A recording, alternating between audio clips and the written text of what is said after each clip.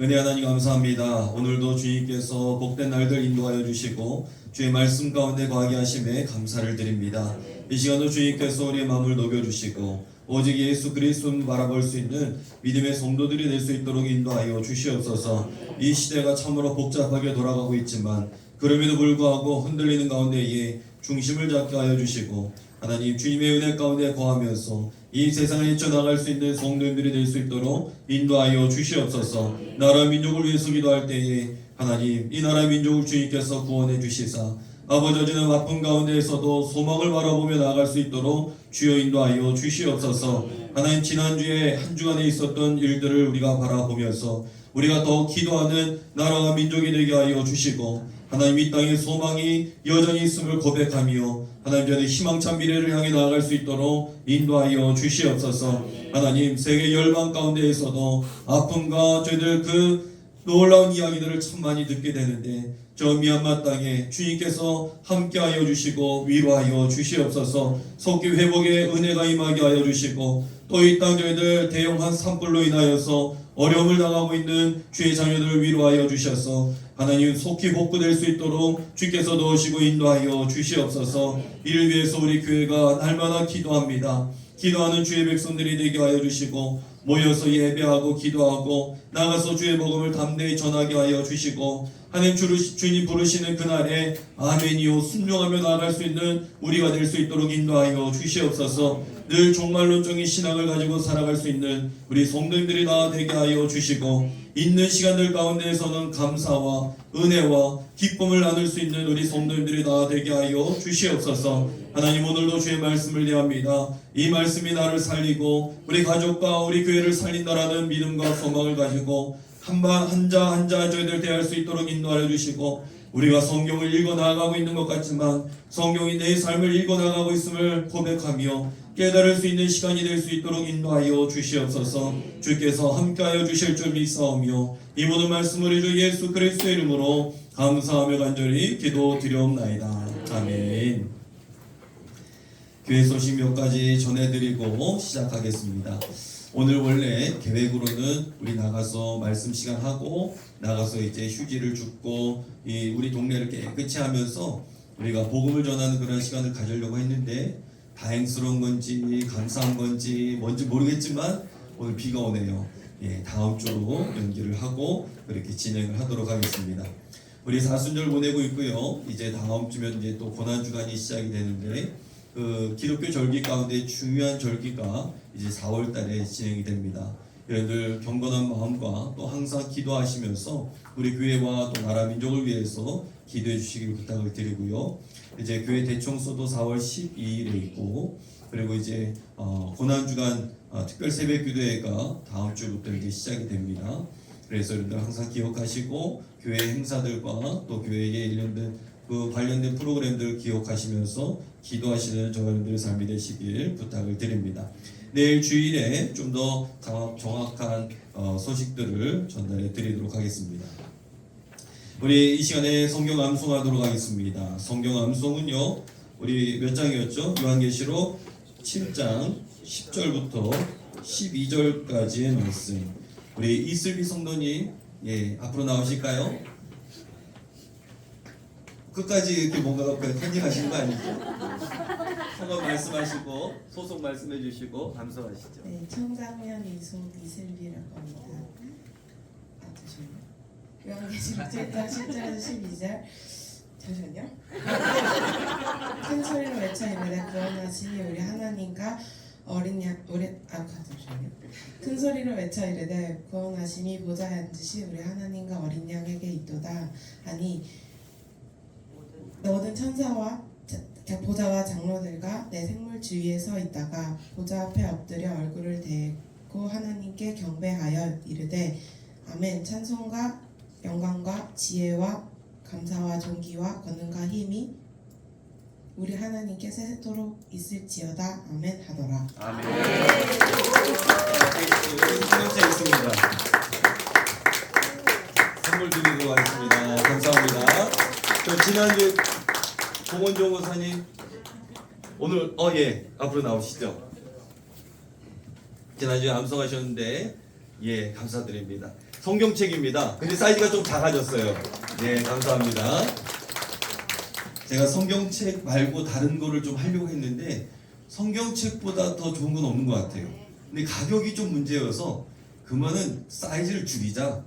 이거는 진짜 젊은 사람들에게 전도할 수 있고 젊은 사람들은 또 본인이 볼 수도 있고 또 우리 어르신들은 자녀들에게 줄 수도 있고 그런 의미에서 사이즈는 조금 작아졌지만 같은 성경책으로 준비하게 되었습니다. 너무너무 감사드리고요. 다음 주에도 여러분들 그렇게 준비해 주시고요. 다음 주에는 조금 더 짧습니다. 8장 3절. 예, 8장 3절.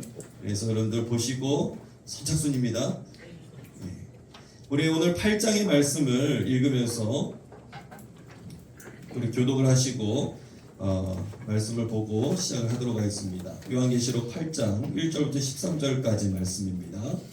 교독으로 보시겠습니다. 일곱째 인을 떼실 때에 하늘이 반시간쯤 고요하더니 내가 몸에 하나님 앞에 일곱 천사가 서 있어 일곱 낙타를 받았더라. 또 다른 천사가 와서 제단 곁에 서서 금향로를 가지고 많은 향을 받았으니 이는 모든 성도의 기도와 합하여 보좌 앞 금 제단에 드리고자 함이라. 당연히 성도의 기도와 함께 천사의 손으로부터 하나님 앞으로 올라가는지라.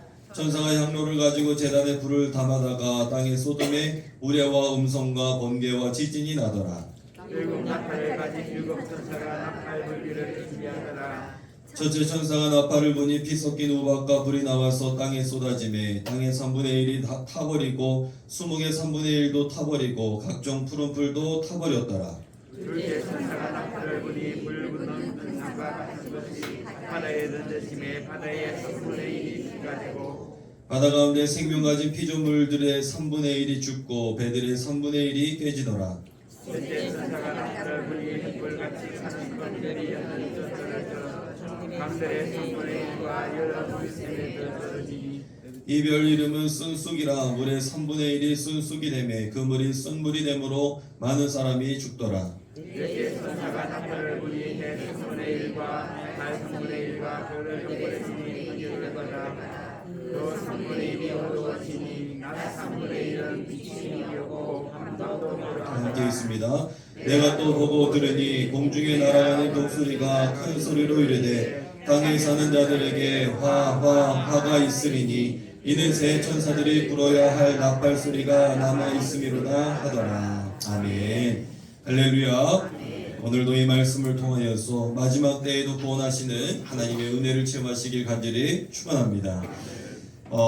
이 성경의 말씀을 요한계시록 이렇게 보면 항상 마지막 때 우리가 1장부터 이렇게 쭉 봤지만은 7교회도 나왔고요. 그리고 7인에 대한 재앙, 그리고 나팔 재앙, 지금 5번째, 6번째, 7번째 쭉 이렇게 진행이 되면서 항상 이때가 마지막인 것 같아요. 이제는 뭐 다 죽었다, 우주적인 심판이다 계속해서 이야기했지만 여전히 하나님께서는 기회를 주십니다. 우리의 삶에도 끝이구나, 이거 안 되는구나 하는 그 순간에도 하나님은 우리에게 기회를 주시고 있는 줄로 믿습니다. 여전히 돌아오라는 거예요. 오늘 8장의 내용을 한번 보도록 하겠습니다. 8장에 도대체 어떤 내용이 기록이 되어 있느냐, 1절부터 5절까지를 보시면 하늘보좌에 상달되는 기도에 대한 내용을 우리에게 보여주고 있습니다. 이 순교자들의 탄원 기도가 올려졌습니다. 14만 4천이 인을 받았고요, 인침을 받았고 그들은 하나님을 섬기며 하나님의 보호하심 가운데의 눈물로서 그렇게 눈물을 씻기게 되었다는 것을 경험하죠. 그리고 7째 인을 떼자 큰 무리와 천사와 내 생물의 찬송이 멈추고 고요해집니다. 이 나팔불 준비를 하고 다른 천사가 금향로를 가지고 향연과 함께 하나님께 올라가죠. 그 내용이 지금 1절부터 5절까지 기록이 되어 있습니다. 이 천사가 제단에 이 금향로에 이 제단 불을 담고 이것을 땅에 쏟습니다. 그랬더니 우레와 음성이 나고 번개와 뭐가 있습니까? 지진이 났다라고 이야기를 하고 있습니다. 이게 지금 1절부터 5절까지 이 하늘의 보좌에 상달된 기도, 그 기도를 다시 이렇게 쏟는 이 장면들을 우리에게 보여주고 있죠. 자, 6절부터 13절까지는 그래서 전 지구적인 재앙의 역사가 이루어지고 있습니다. 지금 우리가 읽었던 말씀이 그대로 나와 있는데요. 일곱 나팔을 가진 일곱 천사가 나팔을 붑니다. 첫째 나팔을 불자 피 섞인 우박이 내리고, 둘째 나팔을 불자 큰 상어 같은 것이 바다에 던져지고, 셋째 나팔을 부니까 횃불같이 타는 큰 별이 강에 떨어져서 쓴 쑥이 되었다라고 그렇게 이야기하고 있습니다. 이게 지금 항상 우리가 기억해야 될 것은, 계시록은요 현실에 대한 이야기입니다. 환상 가운데에 주님께서 주시는 메시지를 받고 있지만 현실을 무시할 수는 없어요. 이 당시에 고통받고 있는 성도들에 대한 내용이 거기에 담겨 있는 거예요. 이것을 상징적인 언어를 통해서, 비유를 통해서 우리에게 말씀해주고 있다라는 것을 여러분들 아셔야 됩니다. 그래서 이 의미가 어떤 의미가 있느냐, 8장의 의미가 어떤 의미가 있느냐, 무엇은 하나님의 시간입니까? 고요함은 하나님의 시간이다. 그래서 고요함이라는 단어가 나오게 되는데, 반 시간쯤 고요했다. 1절에 보시면 반 시간쯤 고요했다라고 이야기합니다. 반 시간은요, 과거에 예루살렘에서 향을 피우는 그러한 시간이었다라는 거예요. 그 향을 피우는 시간을 가리키는데, 향을 피우는 것처럼 성도의 기도가 하나님께 드려질 때에 주님께서는 그 기도를 듣고 응답하시기 위해서 하늘을 조용하게 하신다라는 거예요. 동시에 이 고요함이라는 것은요, 믿지 않는 사람들에게는 당하게 되는 재앙들에 대한 거예요. 우리 아이들을 키우다 보면 우리 부모님들이 막 뭡니까? 애들을 화내고 막 이렇게 야단치고 있다가 갑자기 고요할 때가 있어요. 이때 애들이 긴장을 해야 되는데, 엄마가 이제 화가 풀렸구나 하면서 죄송합니다, 깜죽거리다가 더 맞는 경우가 있어요. 바로 그 고요함, 이때는요 이게 뭔가 벌어지는 그때예요. 그 고요함이 하나님의 임박한 응답과 곧 심판을 기대하면서 이로 인해서 두려운 경외의 감정을 표현하고 있다는 거예요. 두 번째는요, 이 8장의 의미가 어떤 의미가 있느냐, 하늘보좌의 위엄을 나타내신다라는 거예요. 하늘보좌의 위엄을 나타내신다. 우리가 오늘 말씀을 보면 천사가 성전에서 여기 이 불을, 제단의 불을 취해서 땅에 쏟았다라고 이야기했어요. 왜 땅에 쏟았느냐라는 거예요. 제단 숯불을 천사에게 명하여서 성읍 위에 흩으라라고 얘기합니다. 이 숯불이 흩어지자 우레가 나오게 되었고, 번개가 나오게 되었고, 지진이 나오게 되었는데, 이게 무슨 뜻이냐? 하늘 보좌의 위엄이 이 땅 가운데에 이렇게 펼치게 되는 그것을 우리에게 말해주고 있다는 거예요. 마치 출애굽기에 보시면은 저 시내 산에서 하나님의 임재하심, 구름 가운데, 쉐키나라고 그러죠. 영광 가운데 임하셨던 하나님의 그 놀라우신 영광처럼 지금 여기에 비슷하게 나오고 있고요. 유대인의 생각은요 거의 비슷한데, 열왕기상 19장에 보시면 우리 하나님의 임재에 대해서 큰 불, 지진, 우레 이런 것들이 다 지나간 후에 세미한 음성 가운데 나왔다라고 그렇게 우리가 말씀하고 있는 것들을 우리가 보게 됩니다. 그러면서 이 하나님의 하늘 보좌의 위엄을 이 8장에서는 우리에게 말해주고 있다는 겁니다. 그리고 또 여기에 의미가 있습니다. 이 8장을 통해서 우리에게 세 번째, 세상 나라를 향한 경고다라는 거예요. 이 지금 경고는요, 믿는 자들을 위한 경고가 아니라 세상 나라를 향한 경고라는 거예요.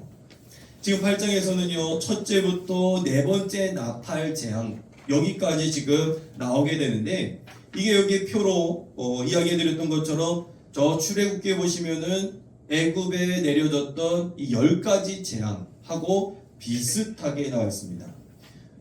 여러분들 그 애굽에서의 재앙이 뭔지 기억을 하십니까? 처음에 피 재앙이 있었죠. 그리고 개구리 재앙이 있었고, 피 개구리 이 재앙이 있었고, 파리 재앙이 있었고, 그 다음에 피 개구리 이 파리, 그 다음에 전염병이 있었고요. 그 다음에 악성 종기 재앙이 있었고, 그 다음에 뭐죠? 우박인가요? 네, 우박 메뚜기, 그 다음에 뭐가 있죠? 흑암, 그 다음에 장자 죽음. 이게 지금 10가지 재앙이 이렇게 있는데, 거기하고 대비해 보시면은 아마 잘 아실 겁니다. 그래서 하나님께로 돌아오지 않았던 바로와 세상 나라를 향한 재앙이었어요. 거기 가루에 세상 나라를 향한 경고였는데, 이게 지금 나팔 심판 시리즈하고 애굽의 재앙들하고 이렇게 비교해 봤습니다. 첫 번째 나팔에 우박이 나오게 됩니다. 우박 재앙이 몇 번째입니까? 7번째였죠.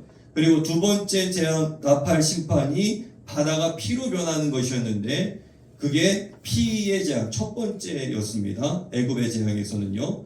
그리고 세 번째, 물을 마시지 못하게 되는 거, 이것 또한 저 피 재앙으로 첫 번째 재앙으로 볼 수 있고, 네 번째 재앙이 어둠이었는데 여기에서는 어두운 재앙이 9번째, 마지막에, 거의 마지막에 있고요. 그리고 이제 9장에 나오게 되는 5번째 나팔 심판은 황충입니다. 황충이 여기서 뭐냐? 예, 유재석 메뚜기입니다.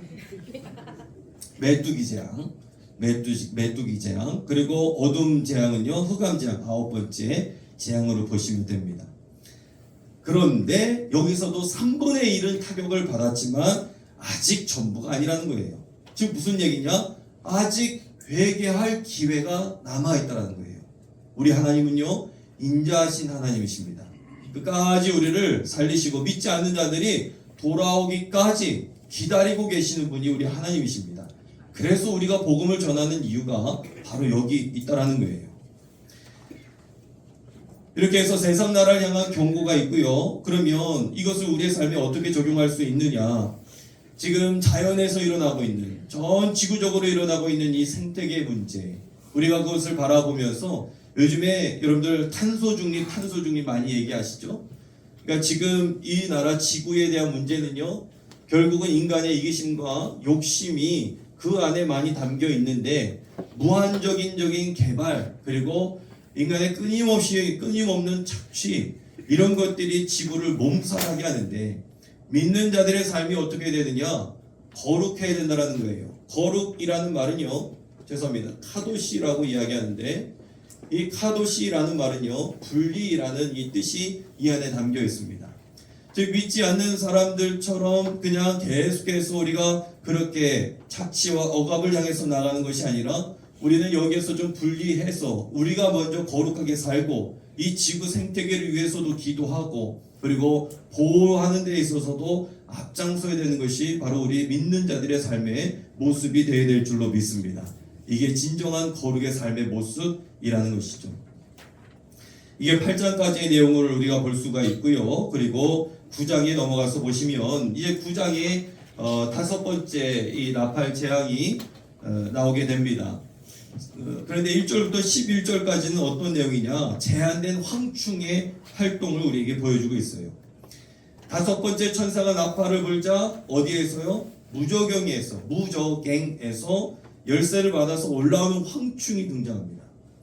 근데 아까도 메뚜기하고 비슷하다고 했는데, 여기 표현에 보시면 전갈하고 비슷하고, 머리는 금 같은 면류관 같은 것을 썼고, 사람 얼굴을 하고 있다. 머리는 여자 머리 같고, 그리고 사자 이빨 같이 날카롭고 그랬다는 거예요. 뭐예요 얘는 도대체? 괴물 중에서도 완전한 괴물인 것 같아요. 그런데 얘가 굉장히 놀라운 게, 아까 뭐하고 비슷하다고 했습니까? 메뚜기 뭐 먹습니까? 풀 먹죠. 잘 모르십니까? 네, 여러분들이, 저는 이 메뚜기 많이 봤어요. 메뚜기 이렇게 죽이려고 농약을 치시고, 저는 시골에서 많이 봤는데 메뚜기 먹기도 하고. 근데 이 메뚜기가 풀을 먹는데, 보니까 여기에서 수목은 해치지 못하게 합니다. 그러니까 풀을 해치지 못하게 하는 거예요. 이게 무슨 얘기입니까? 풀 먹는 애한테 풀을 못 먹게 하는 거. 하나님의 능력입니다. 이 출애굽기 11장에 보시면요, 이스라엘 백성들을 보호하시기 위해서 하나님께서 놀라운 일들을 펼치시는데, 개가 혀를 움직이지 못하게 하셨다라는 표현이 있어요. 여러분들 집에 개가 혹시 있으신지 모르겠습니다. 아니면 어렸을 때 보신 기억이 있으실 텐데, 개는요, 혀를 내밀지 않으면 개 죽어요. 죄송합니다. 계속 되는데 그 개의 혀조차도 하나님께서는 조절하신다. 지금 메뚜기는 주식이 먹는 게 풀인데 그것조차도 조절하신다. 하나님은요, 온 우주 만물을 다스리십니다. 온 우주 만물을 다스리세요. 그것이 지금 여기에 나와 있습니다. 그래서 수목은 해하지 말고 오직 이마에 인침받지 아니한 사람들만 해하라 라고 이야기하면서 죽이지 못하게 하시고 이 쏘는 것이 5달 동안 사람들을 괴롭히게 하는 것이다. 그 이유는 마지막까지 뭡니까? 회개하고 그들이 돌아오기 위해서. 여기서도 여지없이 그렇게 이야기합니다. 자, 두 번째, 이 사실이 어떤 내용이 있느냐? 12절부터 21절까지 인류의 3분의 1이 멸망당하고 있는 그 모습을 보게 됩니다. 한강 유브라데에 네 천사가 있었습니다. 이 네 천사에 의해서 14만 4천 명인을 치게 되었고 인침받은 사람들은 멸망당하지 않습니다.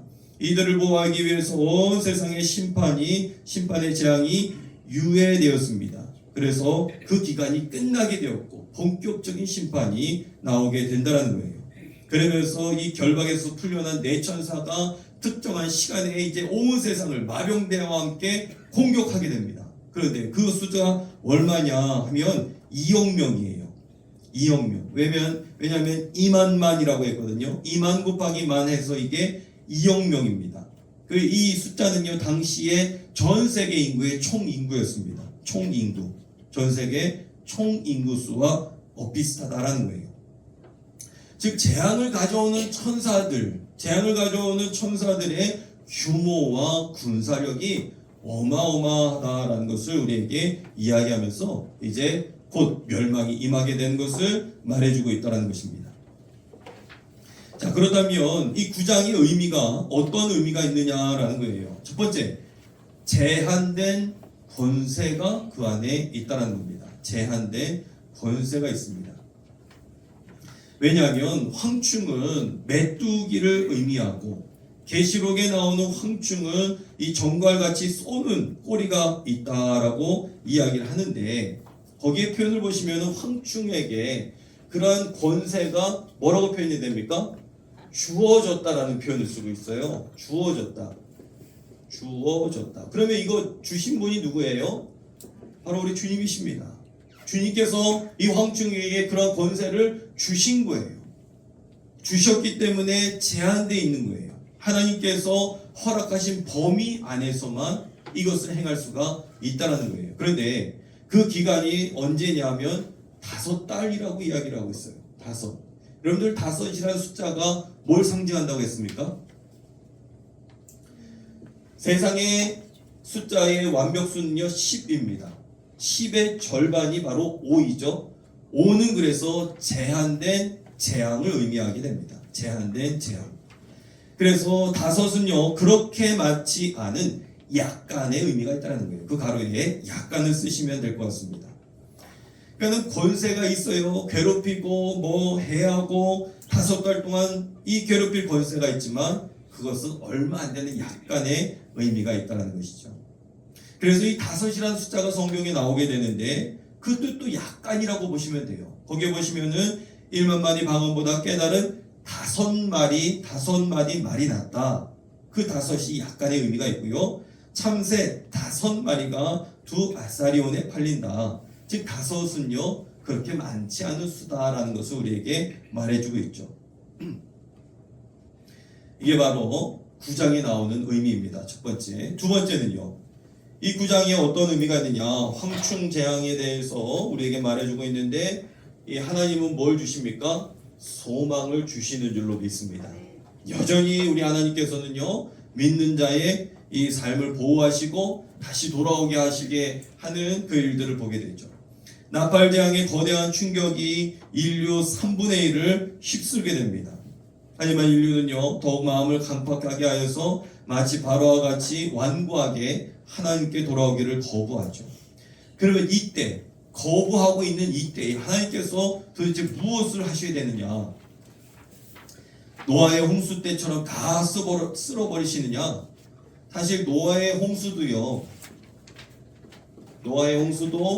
유예 기간이 있었습니다. 언제였습니까? 이 방주를 제작하는 시간. 그때에도 여전히 하나님은요 기회를 주셨어요. 그런데 사람들이 이것을 믿지 못하고 듣지 아니하고 이 시간을 그냥 다 지나가게 되었다는 것이죠. 그래서 이 소망을 주시는데 3분의 1을 다 휩쓸게 되는데 다 쓸어버리시느냐? 감사한 것은 7째 나팔을 불기 전에 하나님께서 이 땅에 증인들을 보내신다라는 거예요. 그게 10장과 11장에서 나오고 있습니다. 즉 하나님은요, 절망적인 인간의 상황에서도 끝까지 포기하지 않으시는 줄로 믿습니다. 신실하신 하나님. 저는 그 신실하신 하나님이 우리나라에도 계속하고 있는 줄로 저는 믿습니다. 참 이번 주간에는 정말 충격이에요.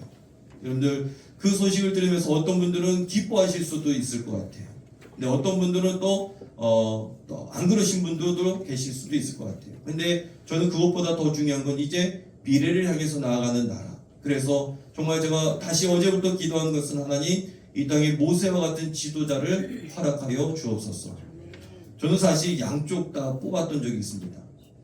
뭐 여당이고 지금 야당이고 저는 상관없이 다 투표할 때 한쪽은 이쪽도 찍고 죄송합니다. 한쪽은 저쪽도 찍고 그랬어요. 그런데 이번에는 사실 저는요 탄핵이 안 됐었으면 했었어요. 왜냐하면 왜 그러냐면 아버지잖아요. 나라의 아버지잖아요. 아버지가 잘못한다고 해서 여러분들 아버지를 버립니까? 저는 그건 아니라고 생각을 했었어요. 물론 생각이 다르다고 또 다른 분들도 많이 계셨을 거예요. 어쨌든 이제 그것은 다 지나갔고 이제 새로운 나라를 향해서 나가는 우리나라가 되어야 될 줄로 믿습니다. 하나님은 여전히 우리나라에 소망을 부어주시게 될 줄로 믿습니다. 9장을 어떻게 적용할 수 있느냐? 우리 주변의 죄로 인한 고통 중에도 더 우상에 매달리는 이들이 없는가? 최근에 보면 이 신의 연애라는 프로그램이 있어요. 저는 이걸 본 적은 없습니다. 뭔 내용인가 들어봤더니 무당이 요즘 신세대 무당들이 연애하는 프로그램, 이렇게 소개팅하고 하는 그런 프로그램이라는 거예요. 보신 적 있으십니까? 보셔도 상관없어요. 우리가 믿는 건 아니잖아요. 네, 그죠? 들어도 보셨죠? 근데 저는 그거 보면서 근데 얘네들 왜 이렇게 잘생겼어요? 아주 그냥 이 TV에서 뭐랄까요? 굉장히 호기심을 자극하는. 그 사람들이 보면 그냥 일반적인 건 아니잖아요. 야, 무당이 연애를 하고 그리고 이렇게 데이트하고 이런 장면들이 TV에서 나오고 청소년들이 이것을 접했었을 때에는 무슨 생각할까요? 나도 무당 한번 해볼까? 뭐 이런 생각도 들지 않을까? 걱정도 되고 염려도 되는 거예요. 분명한 것은 접근하기 쉽지 않은 어떤 그러한 영역에 있어서 사람들의 호기심을 자극하고 있다는 것이죠. 세상은 주께로 회개하고 돌이켜야 되는데도 불구하고 더욱더 귀신을 의지하고 주문과 부족과 복수를 의지합니다. 끝까지 포기하지 않아야 될 사람, 붙들어야 될 사람들이 누구입니까? 믿지 않는 사람들이 붙들어야 돼요. 그런데 하나님은 거꾸로 되셨습니다. 오히려 하나님께서 더 붙드셔요. 성경의 말씀을 보면 하나님께서 끝까지 붙드셔요. 오늘 이 요한계시록도 보시면요, 하나님께서 끝까지 멸망하지 않으시는 이 장면을 우리가 보고 있다는 거예요. 여러분들 그 하나님의 사랑을 붙드시기 간절히 축원합니다. 우리가 붙들어야 돼요. 하나님이 붙드시는 것이 아니라 우리가 먼저 하나님 앞에 나아가야 되는데 지금 그 역할을 역사 속에서 보시면은 거꾸로 우리에게 다가오시는 그 말씀을 보게 됩니다. 그도 그럴 것이 보면 창세기 때부터 보시면은 인간 쪽에서 하나님을 찾았던 것이 아닙니다. 아담을 보면 아담을 찾았던 하나님께서 오히려 아담에게 찾아오시고 아담을 찾으셨던 그 장면의 말씀을 보게 됩니다. 사도행전 16장에 보시면요, 어떤 내용이 있느냐 하면 이 환상을 보고 나고 환상 가운데에 이제 선교지를 바꾸게 됩니다. 마게도냐 환상 가운데에 선교지를 바꾸게 돼요. 그래서 이 네아폴리로 떠나는 장면의 말씀이 기록이 되어 있는데 거기에서 드로아에서 네아폴리까지 걸리는 시간이 얼마였느냐 하면 이틀 걸렸다고 이야기해요. 그런데 그 다음 장인가요? 나중에 거꾸로 돌아오는 장면이 있는데 거기에서는 며칠이 걸렸냐면 그것보다 더 배나 되는 시간이 걸렸다는 거예요. 이 뜻은 어떤 뜻이냐면 하나님께서는요, 우리 주님께서는 복음에 있어서는 영혼 구원에 있어서는 주님께서 붙드신다는 거예요. 주님이 급하시다는 거예요. 우리는 내가 급해서 내가 그렇게 안달난 것처럼 그렇게 살아가고 있지만 그게 아니라 주님께서 더 급하시고 한 생명이라도 더 구원하시기 원하시는 분이 바로 우리 주님이십니다. 여러분들, 그렇기 때문에 우리가 늘 깨어서 기도하는 것뿐만 아니라 이 세상의 잘못된 것에 마음 뺏기지 않도록 여러분들의 가정과 자녀들도 위해서도 함께 기도하시길 간절히 부탁을 드립니다. 자, 10장으로 넘어가 보도록 하겠습니다. 자, 요한계시록 10장.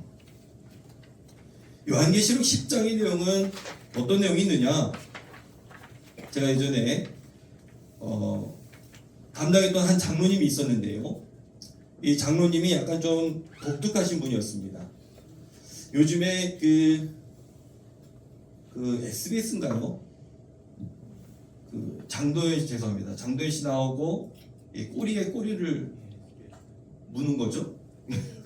예, 그 프로그램에 우리나라가 원자를 개발하려고 했던 그 이야기를 해주더라고요. 근데 그게 사실 요즘에서야 이제 이야기가 회자되고 있는 이야기였지만 저는 10년 전에 그 이야기를 그 장로님에게 들었습니다. 이분이 바로 이 원자 개발에 직접 참여했던 분이었어요. 독일에서 공부를 하고 계셨는데 박정희 대통령의 호출을 받아서 그때 팀들이 이제 모아지게 됐죠. 그래서 이제 한국에 오시게 되었는데 그때 그 부인 권사님은 만류했다는 거예요. 가지 말라고. 좀 위험한 것 같다고. 그래서 만류했는데 나라의 부름을 받게 되니까 이분이 오시게 된 거죠. 그래서 이 개발에 같이 투입이 되고 하게 되는데 결국은 어떻게 됐습니까? 박정희 대통령이 서거를 당하게 되시면서 그 개발팀들은 다 흩어지게 되었죠. 그런데 그 TV에서도 이야기하는 것이 거의 다 완성이 됐다는 거예요. 그냥 이 상태로만 진행했었으면은 80년대에는 우리가 원자를 가질 수가 있었다라는 이야기를 듣게 됩니다. 무슨 얘기냐면 지금 10장의 내용은요, 기밀 문서에 대한 이야기예요. 그런데 기밀 문서라는 건 평생토록 이 기밀은 있을 수 없죠. 나중에는 언젠가 풀어지게 되어 있습니다. 10장의 내용을 보시면 예언자의 선포 사역을 보게 됩니다. 이제 요한은 6째 나팔장이 끝난 다음에 나타났던 이 천사에 대한 환상을 기록을 하게 됩니다. 천사는 작은 책을 요한에게 먹으라고 합니다. 에스겔에서도 비슷한 환상을 경험하게 되는데 이것은 예언자적인 선포 사역을 우리에게 말씀해주고 있는 거예요.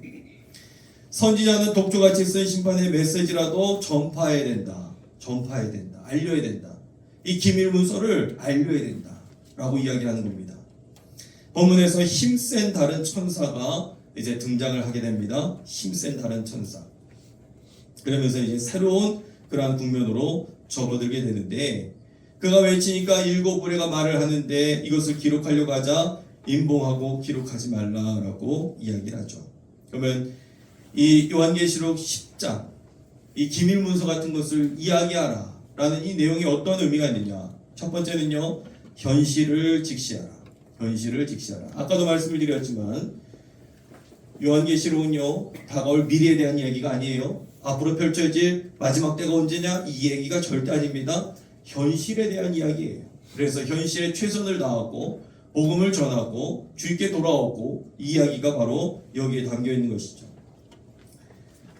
두 번째는요, 이제 곧 주님이 오신다라는 거예요. 이제 곧 주님이 오신다. 아까 그 힘센 다른 천사가 누구냐? 힘센 다른 천사. 이 천사가 누군지에 대한 궁금증이 많이 있는데 그 첫 번째가 이 예수님이라는 주장입니다. 그리고 두 번째는 힘세다라는 이 말이 헬라어로 가브리라는 이 말에서 가브리엘 천사를 의미한다라고 이야기합니다. 가브리엘 천사. 그리고 세 번째는요, 우리가 알지 못하는 힘센 천사. 저는 어떻게 보면 이 말은 아무나 할 수 있지 않을까 생각이 들어요. 우리가 알지 못하는 그 말을 누가 못해. 근데 중요한 것은 이 힘센 다른 천사가 누구인지 보다 더욱더 중요한 것은 이 힘센 천사가 하는 일, 그 일이 중요하다는 거예요. 그 일이 뭐냐? 선포하는 것. 그 약속된 그날에 하나님이 선지자들에게 전하신 복음, 이것이 지체되지 아니하고 곧 이루어질 것이라는 이 메시지. 그 선지자들에게 전하신 복음이 무엇입니까? 바로 마라나타. 뭐죠? 아멘. 주 예수여 어서 오시옵소서. 이 복음, 이것이 중요한 것이라는 거예요. 그래서 이것을 선포하는 것이죠. 우리 믿는 자들의 신앙은요, 바로 이 마라나타의 신앙이 되시길 간절히 축원합니다. 이 마라나타의 신앙은요, 종말론적인 신앙이에요. 종말론적인 신앙이라는 것은요, 앞으로 다가올 그거에 대한 얘기가 아니에요. 지금 여기에요. 지금 여기가 내 마지막이라는 거예요. 지금 여기가 내 마지막. 아침에 일어났는데요, 지방에 어떤 목사님께서 림프종 암 사기라는 얘기를 이렇게 들으면서 우리가 살아가고 있는 이 지금 현실은요, 다가올 미래에 대한 얘기가 아니라 지금에 대한 이야기다. 지금이에요. 지금 행복하시길 바랍니다. 지금 사랑하시고요, 그리고 지금 우리 자녀들을 한 번 더 칭찬해 주시길 바랍니다. 내일이라는 시간은 우리의 시간이 아니라는 거예요. 그 이야기를 지금 이 사도 요한이 우리에게 전해주고 있다는 것입니다. 세 번째는요, 지체하지 않으신다라는 거예요. 지체하지 않으신다. 요한이 드는 재림은요, 지체하지 않을 것이라고 했는데 지금 벌써 2000년이 흘렀어요. 우리가 얘기할 때 주님 오시는 것보다 제가 가는 게 더 빠르겠습니다라고 생각하면서 살아갈 때가 참 많이 있습니다. 그쵸? 우리가 가는 게 더 빠를 것 같아요. 안 그렇습니까? 그런데 이 이야기 여전히 우리에게 그 당시 사람들에게는 뭐였느냐? 소망이었습니다. 주님이 우리와 함께 하신다. 주님이 나와 함께 하신다. 그래서 이 복음과 함께 뭐랄까요? 우리가 살아가는 것에 대한 이야기인데, 그런데 여기에 이 사람들은 이야기를 들으면서 위로를 경험합니다. 하나님의 위로예요. 근데 이 위로가 전혀 전달되지 않는 사람들은 뭐냐? 고난받지 않는 사람들. 성도도 마찬가지입니다. 목회자도 마찬가지. 성도로 같이 우리가 고난을 받지 않으면요, 이 말씀은 아무런 위로가 되지 않아요. 특별히 복음에 있어서 고난받지 않으면 우리는 아무런 위로가 여기에 아무것도 없다는 거예요. 요한계시록 읽으면 그래서 무시무시한 말씀, 저 이단들이 하는 것, 여기 호기심 자극하는 내용, 그냥 이걸로만 생각하지 위로에 대한 메시지라는 전혀 생각 안 해요. 왜냐하면 우리가 고난을 받는 게 없는데, 복음을 위해서 여러분들이 고난받는 게 없으면 이 메시지는 아무런 소용이 없다는 거예요. 그래서 우리는 이 땅에서 나그네이고 언제든지 하나님 나라에 돌아가야 되는 존재다라는 것을 계시록은 이야기하면서 지체하지 않으신다라는 것을 이야기합니다. 네 번째는요, 어떤 의미가 있느냐?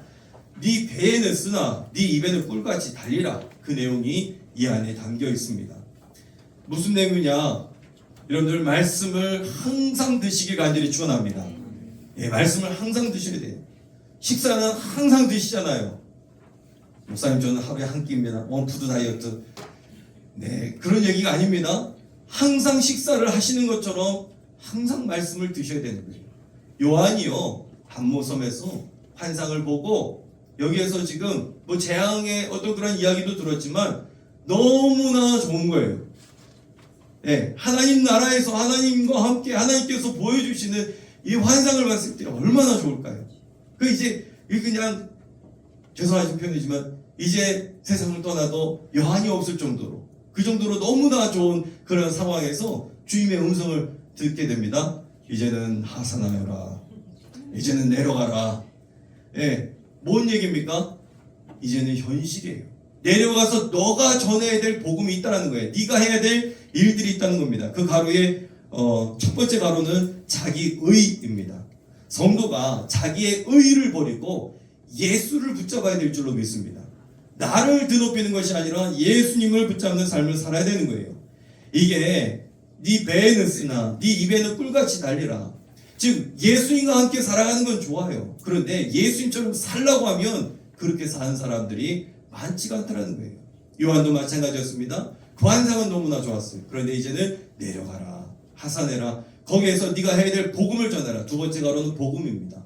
이 복음을 전하는 일을 이제 감당해야 되는 거예요. 얼마나 내려가기 싫었을까요? 하나님과 함께 거기에서 환상을 보면서 참 좋았는데, 그러나 성도가 있어야 될 자리는요, 바로 세상인 줄로 믿습니다. 우리가 교회에 항상 머무는 것은요, 죄송합니다, 목회자 아니면 이단들이에요. 예, 집단 생활하면서 이건 잘못된 거예요. 성도가 거해야 될 자리는 어디냐? 세상입니다. 세상에 나가서 열심히 돈을 버시고, 돈을 버시면서도 말씀대로 우리가 살아가는 그러한 행동을 하시는 것이고, 그것이 삶의 복음인 것이고, 그것이 주님께서 우리에게 위탁하신 내용이라는 거예요. 자, 이 10장을 우리가 어떻게 적용할 수 있느냐? 올해가 한국 개신교 선교 140주년 되는 해입니다. 저는 생각했어요. 140주년이 어떤 특별한 기간인가? 근데 일단은 70주년의 2배니까 완전수의 2번이니까 특별할 수도 있겠다. 근데 저는 우리 교회를 바라보면서, 우리 교회가 올해 몇 주년이죠? 5. 잠깐만요. 이게 좀 뭔가 문제가 있는 것 같습니다. 한 번씩 제가 이렇게 세워서 지금 얘기를 해야 될 것 같은데요. 57. 예. 절대 잊어버리시면 안 됩니다. 여러분들 나이는 잊어버리셔도 돼요. 그건 좋은 일이십니다. 그런데 교회에 몇 년 된 거는 잃어버리시면 절대 안 되십니다. 57주년이 됐습니다. 우리가 이제 60주년이 되기까지는 3년 남았어요. 60년도 의미가 있고 70년도 의미가 있고, 우리가 60년은 뭐 인생으로 보자면 60 하나가 환갑이죠. 예, 환갑이라고 우리가 보면 그렇게 60년을 또 의미 있게 보기도 하고, 또 70년도 그렇고요. 제가 어느 가정에 신방했는데, 목사님, 제가 예전에는 60대면은 환갑 잔치를 하려고 했는데요, 시대가 이제는 그런 나이 시대가 아니었고요. 제가 70이 돼서 칠순을 하려고 했는데 이 또 그 시대가 아니고, 아마 여기 계신 분들일 것 같아요. 내가 뭔가를 좀 해먹으려고 하면 시대가 바뀌어서 그것도 지나갔고 저것도 지나갔고, 그래서 이제 8순을 해야 될 것 같다. 근데 내가 80을 살 수 있을까요? 예, 사실 수 있습니다. 제가 말씀을 드렸어요. 아마 지금 그런 시대인 것 같아요. 시대가 계속해서 변하고 이 수명이라는 것도 연장이 되고 있는데, 올해 개신교 선교가 140주년 되는 해입니다. 그때 선교사님들이 들어오셔서 학교를 세우고 또 교회를 세우고 병원을 세웠습니다. 저 고려대병원, 서울대병원, 이대병원, 다 이 병원들은요, 복음 안에서부터 시작됐다는 것을 우리는 잘 알게 되죠.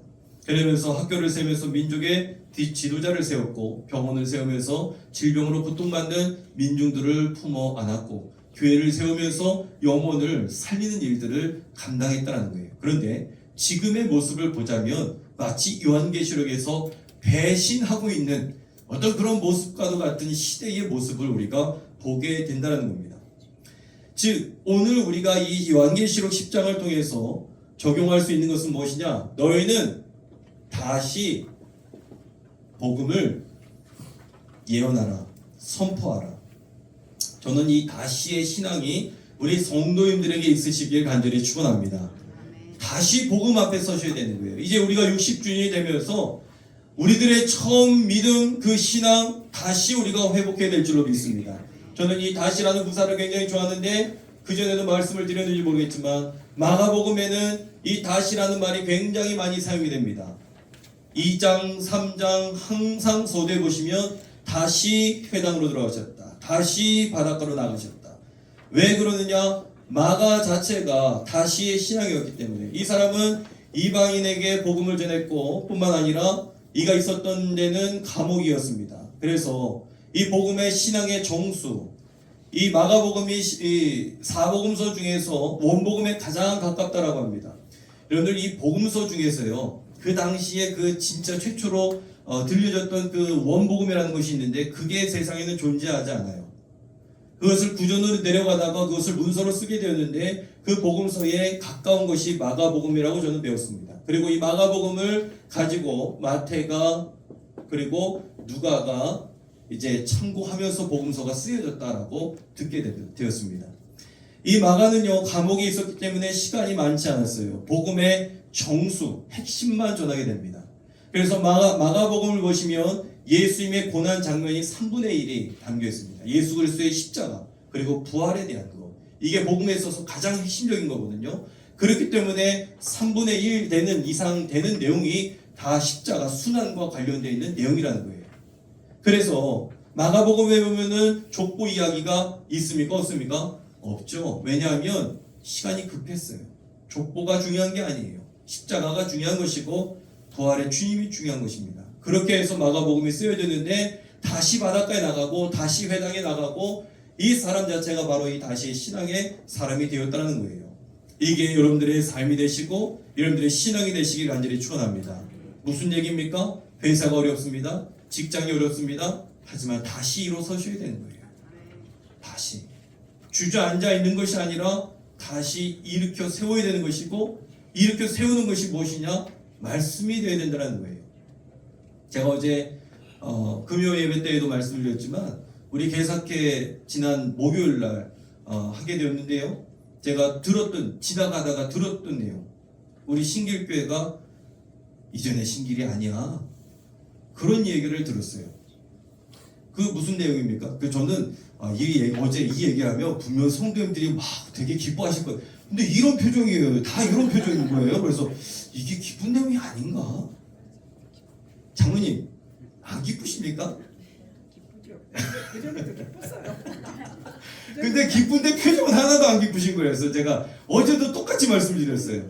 설교를 하면 다른 데 성도님들은 막 반응이 팍팍팍 오시는 거예요. 그래서 내가 지금 이게 똑같은 말씀을 하고 있는데 우리 성도님들은 반응이 없으신데 옆에 교인들은 막 반응이 있는 거예요. 그래서 우리 성도님들이 무던하시구나.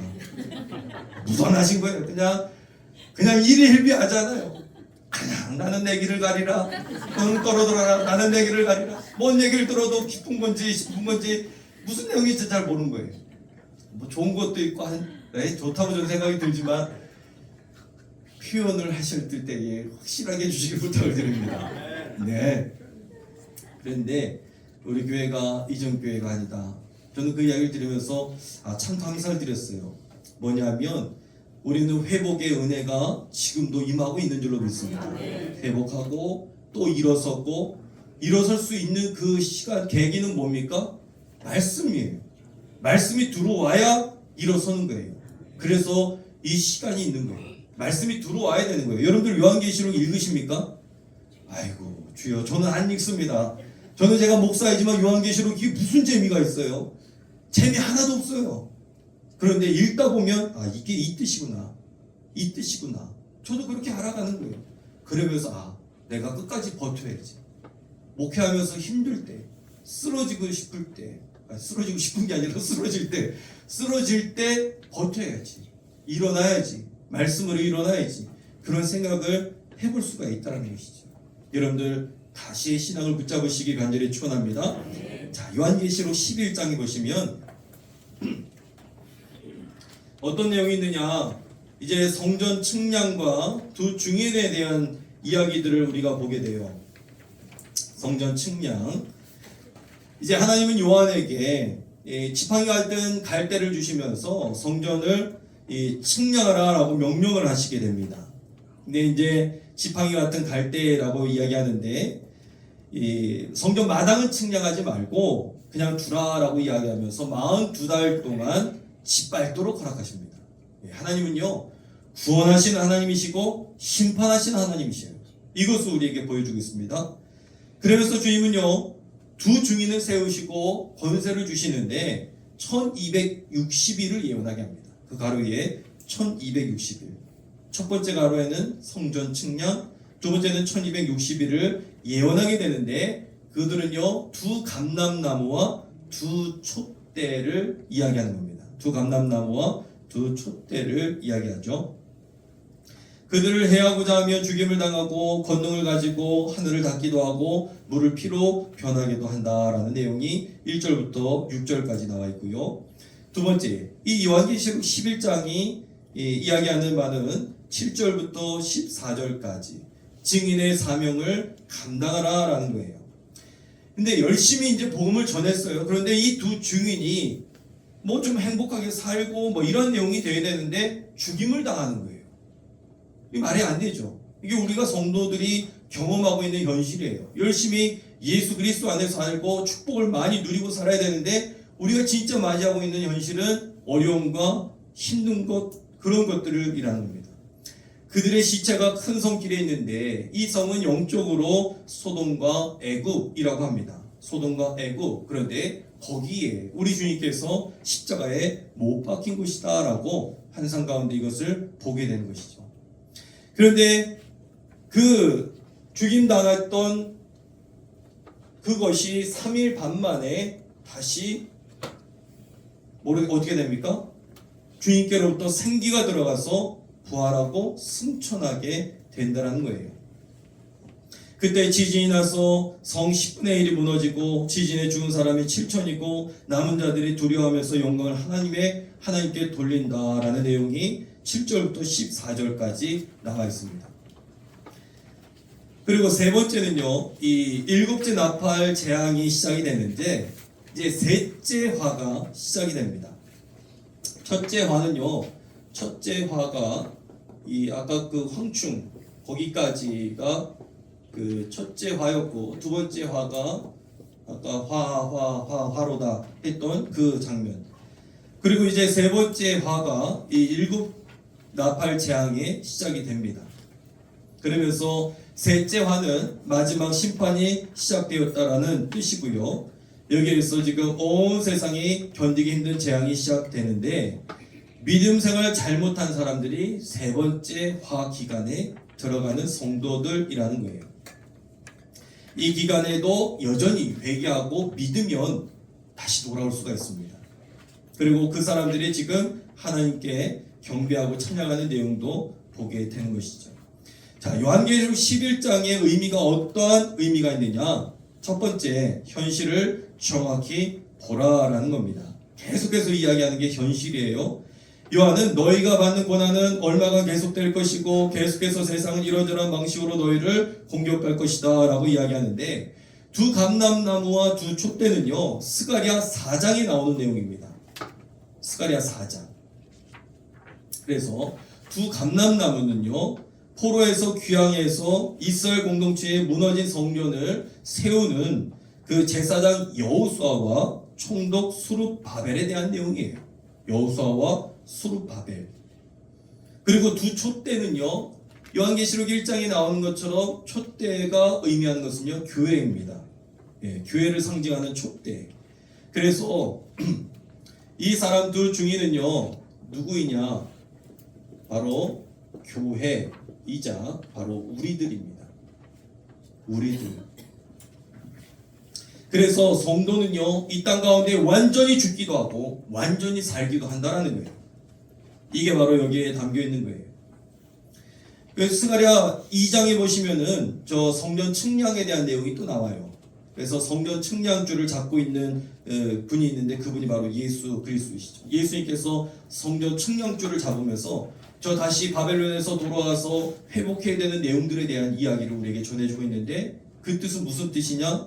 우리 주님께서 우리 성전을 붙잡아 주시고 계십니다. 우리 인생을 붙잡아 주고 계십니다. 이게 바로 스가랴서 2장에 나오는 내용이고 또 스가랴서 4장에서 두 감람나무와 그리고 두 촛대에 대한 내용입니다. 자, 11장의 의미 두 번째는요. 비참한 현실도 복음이다라는 거예요. 비참한 현실도 복음이다. 왜 그러느냐? 아까 그 두 증인이 복음을 전하고 그랬는데 그러면은 이제 축복받고 은혜 받고 이렇게 되는데 싸늘한 죽음이 되었다라는 거예요. 죽게 되었어요. 복음을 전했는데 결국 경기장으로 끌려가 죽게 되고 그 당시 순교당하는 일들을 바라볼 수가 있다라는 것이죠. 그런데 이 시체가 버려진 곳이 어디입니까?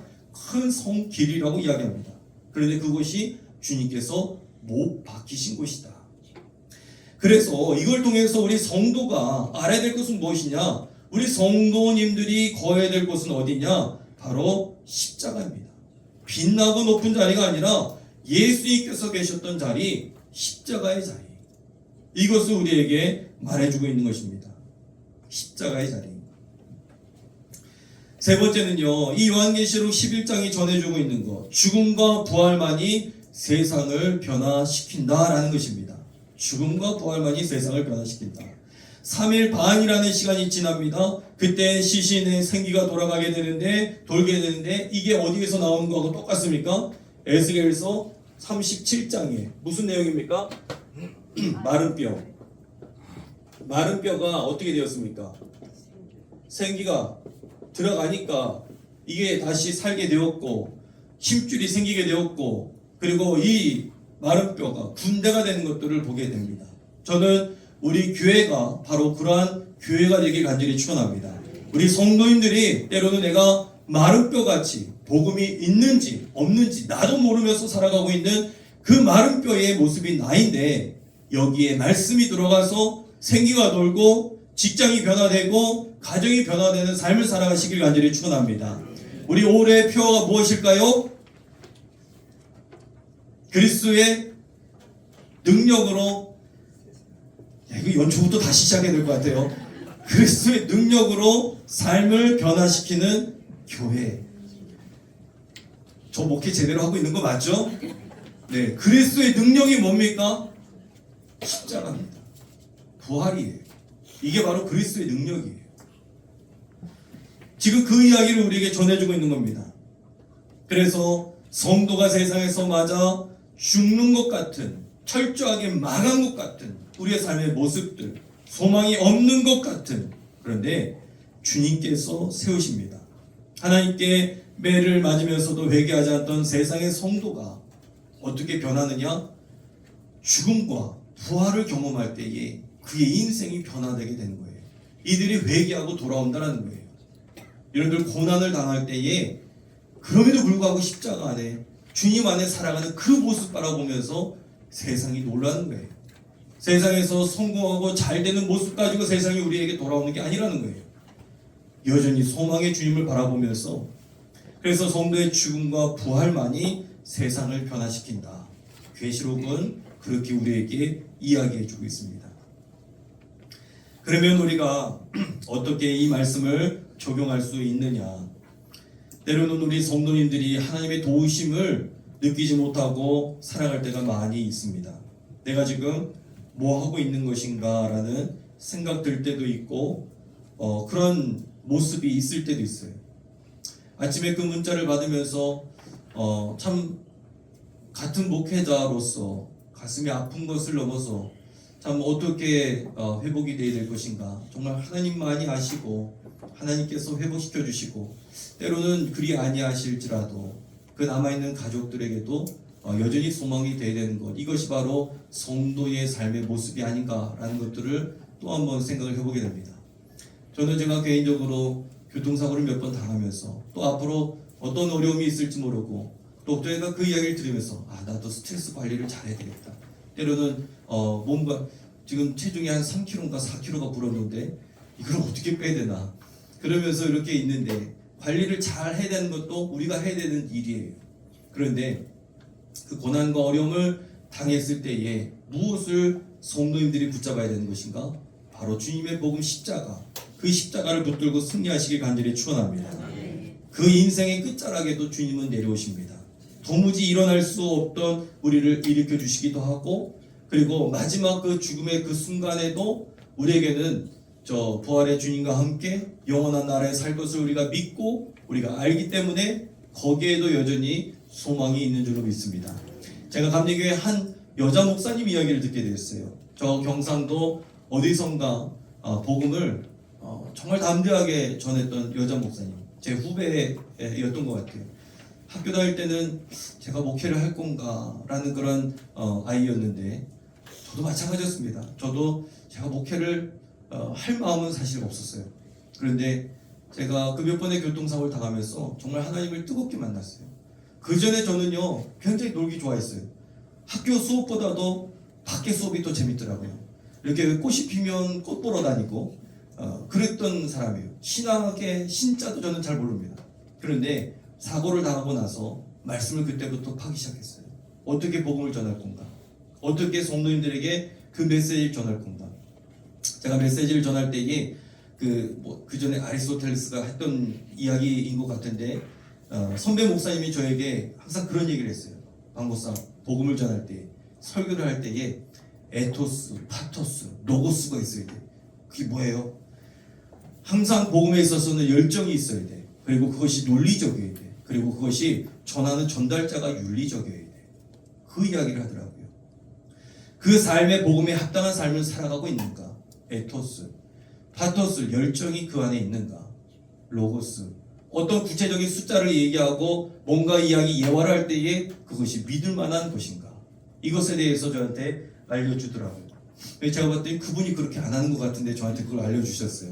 그래서 저는 저 설교할 때에도 웬만하면 사실적인 것, 그리고 웬만하면 내가 겪었던 것, 그리고 웬만하면 내가 아는 내용들, 그러면서 그 내용의 복음에 있어서 전하게 되는데, 그 일들을 경험하고 또 주변의 목회자들과 여러 가지 힘든 이야기를 들으면서 할 수 있는 것은 기도, 십자가, 복음, 부활, 이것을 떠날 수는 없다. 우리 성도님들이 마주대하고 있는 이 현실, 직장에서 때로는 밀려날 수도 있고요, 때로는 힘든 일을 경험할 수도 있고요, 매출이 오르지 않을 수도 있고요, 건강에 적신호가 올 수도 있고요, 정말 힘든 일들이 많이 있지만 여러분들 십자가 붙들고 승리하시길 간절히 축원합니다. 이게 요한계시록, 요한이 우리에게 전해주고 있는 복음인 줄로 믿습니다. 여러분들 우리 요절 어디라고 그랬죠? 예, 8장 3절. 예, 길지 않습니다. 여러분들 다음 주에 그렇게 뵙도록 하겠습니다. 기도하겠습니다. 하나님 감사합니다. 주님께서 우리에게 복음을 허락해 주셨는데 이 복음에 합당한 삶을 살아가고 있는지 다시 한번 돌이켜보게 하시니 감사를 드립니다. 요한이 마주하고 있었던 현실, 하나님 너무나 환상이 좋았습니다. 그 환상 가운데 머물고 싶었습니다. 그러나 내려가라 라고 이야기하면서 다시 복음을 전해야 되는 이 요한의 모습이 바로 우리의 모습이 되어야 될 줄로 믿습니다.